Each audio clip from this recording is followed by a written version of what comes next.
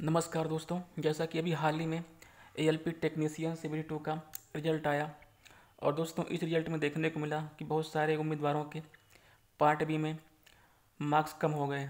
दोस्तों एक या दो नंबर अगर मार्क्स कम होते हैं तो समझ में आता है, लेकिन 25-25 नंबर, 30 नंबर, 28 नंबर इस प्रकार से मार्क्स कम हो रहे हैं।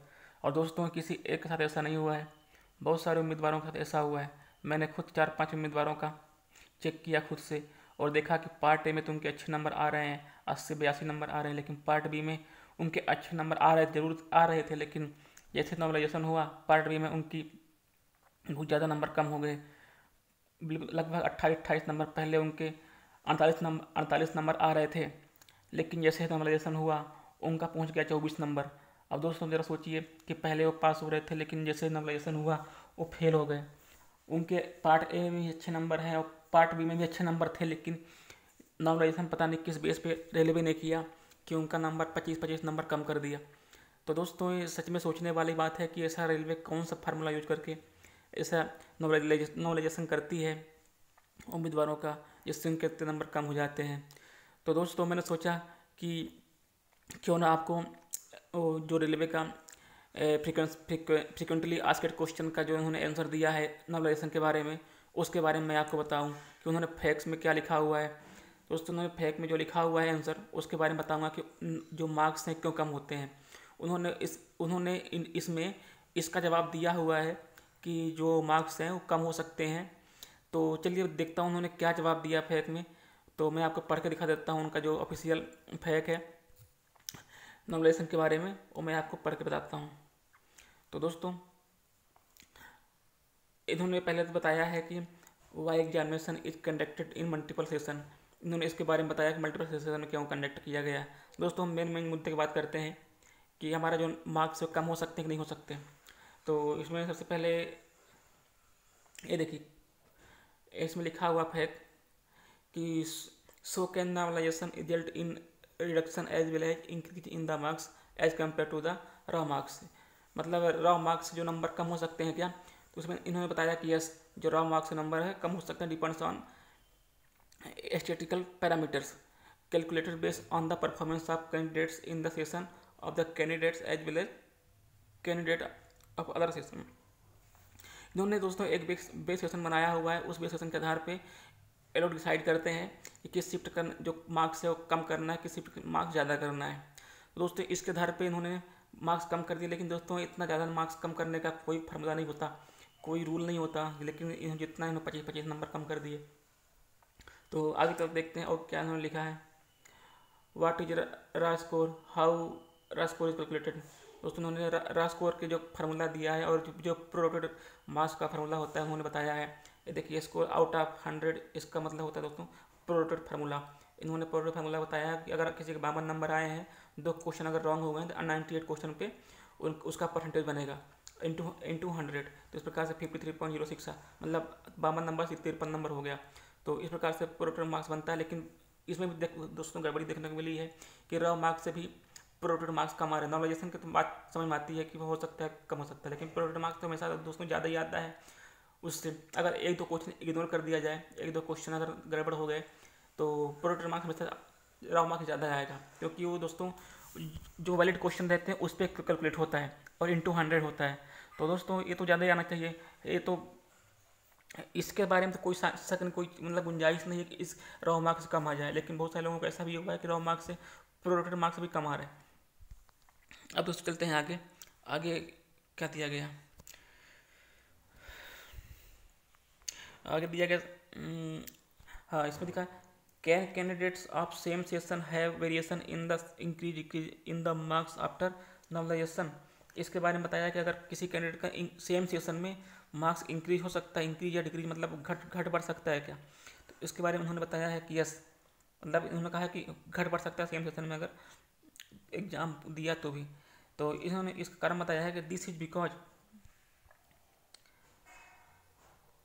the raw score of different candidates are different, and as mentioned earlier, the raw score of candidate is also one of the parameters in the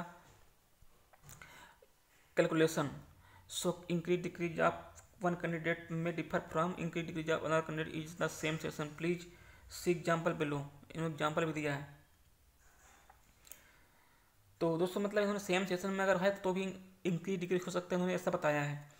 और इन्होंने एग्जाम्पल क्या दिया आगे देखते हैं। और इन्होंने एक बताया कि but so many candidate have scored marks higher than 100, तो इसको बारे में बताया कि हाँ यस 100 से ऊपर भी स्कोर हो सकते हैं। तो दोस्तों इन्होंने इस प्रकार जवाब दिए हैं। और is this first time that candidate have got normalised score more than 100? No, in the past RRB examination also some candidates have marks score more than 100। इन्होंने बताया है कि ऐसा पहली बार नहीं हुआ है कि मार्क्स जो 100 के पार गए हो, पहले भी 100 के पास मार्क्स जाते थे। Is there any changes in the, और देखते हैं what is the normalisation process adopted in the CN02। दोस्तों इन्होंने बताया है कि how base session is decided.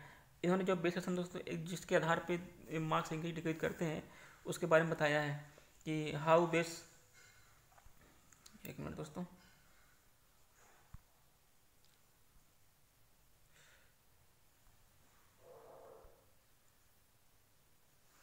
Sorry. तो दोस्तों उन्होंने बताया हुआ है, ये देखिए, how base session is decided among session having 70% and above the average attendance of all sessions, the one with maximum value of mean of raw marks is raw score is taken as base station।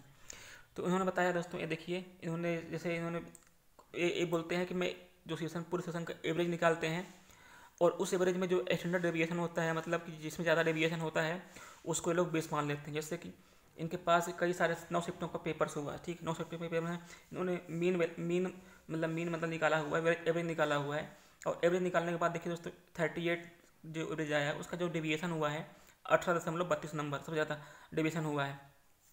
तो इन्होंने इसको base marks मान लिया है और इससे ऊपर नीचे जाने वालों को ऊपर नंबर जो है कम ज़्यादा हो सकता है।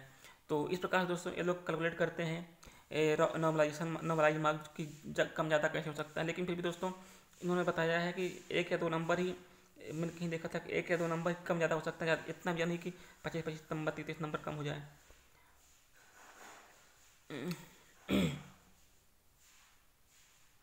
इन्होंने बताया कि that means the normalisation process is completely statistical mathematical and there is no description human intervention whatsoever. तो उन्होंने बोला कि एब्सोल्युटली, मतलब दोस्तों टोटली ये स्टैटिस्टिकल मैथमेटिकल मतलब पैरामीटर्स के आधार पे नॉर्मलाइजेशन डिसाइड होता है।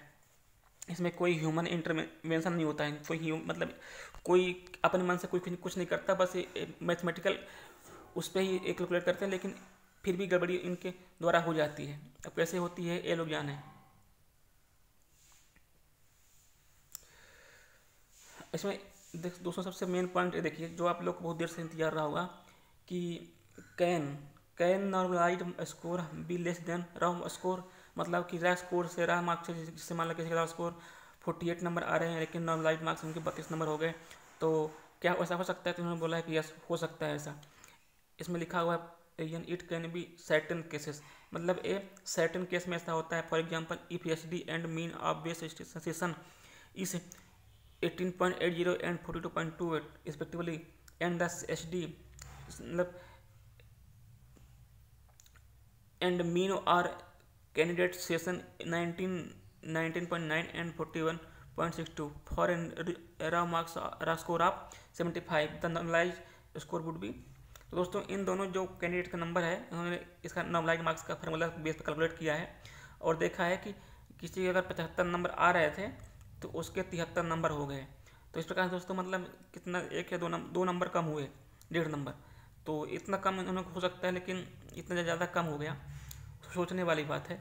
और इसके लिए दोस्तों क्या हो सकता है, हम सब सिर्फ आवाज़ उठा सकते हैं, क्योंकि ये दोस्तों किसी के साथ भी हो सकता है। अभी बहुत सारे रेलवे के एग्जाम भी होने बाकी हैं। अभी इन लोगों के साथ हो रहा है जो बेचारे परेशान हैं, कुछ कर नहीं पा रहे, बाद में हो सकता है कि आप लोग कभी एग्ज़ाम दो, आप लोग अभी पास हो रहे हो, कभी एग्ज़ाम दो, रेलवे में इस प्रकार गड़बड़ियाँ होती रहीं तो हो सकता है कल आप लोग को भी इस प्रकार से दुख हो, आप लोग के साथ ऐसा होगा तो दोस्तों हम लोग को सबको साथ होना चाहिए ऐसे इन लोगों के जिन लोगों के साथ ऐसा हुआ है। तो दोस्तों बस इतना ही बताना था कि जो ये नॉर्मलाइज्ड मार्क्स इतने ज़्यादा कम हुए, हालांकि इन्होंने रीज़न बताया है कम हो सकते हैं, लेकिन इस प्रकार से कैसे कम हो गया, कौन सा फार्मूला इन्होंने यूज कर लिया ऐसा कि इतने नंबर कम होने लगे। तो धन्यवाद दोस्तों, बस इतना शेयर करना था आप लोगों से। कैसा लगा ये वीडियो कृपया कमेंट करके बताएं, और दोस्तों वीडियो अच्छा लगा हो तो कृपया लाइक करें। धन्यवाद दोस्तों, फिर मिलता हूँ अगले वीडियो में एक नई जानकारी के साथ। तब तक के लिए धन्यवाद, बाय बाय।